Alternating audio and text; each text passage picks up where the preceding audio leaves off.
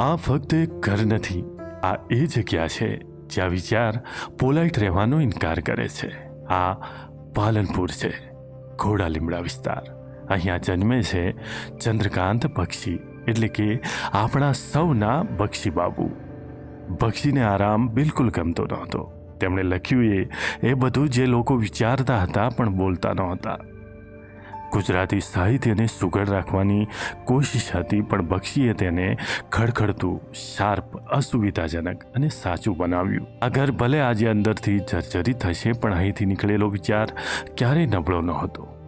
અહીંથી શબ્દોમાં તાકાત આવી, અહીંથી સવાલ પૂછવાની હિંમત આવી, અહીંથી એવો માણસ ઊભો થયો જેણે સમાજને ખુશ કરવાનો ધંધો ક્યારેય કર્યો નથી. બક્ષી મુંબઈ ગયા, લખ્યું, વિવાદ ઊભા થયા, કેસ ભોગવ્યા, પણ ક્યારેય ચૂક્યા નથી. તેમનું નામ મોટું થતું ગયું, પણ મૂળ પાલનપુર જ રહ્યું.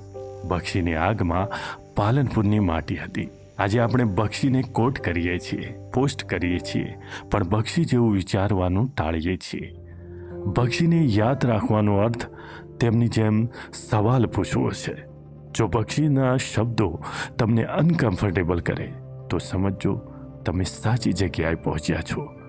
આ રીલ શેર કરો, કારણ કે શહેરની ઓળખ મકાનથી નહીં, વિચારોથી બને છે.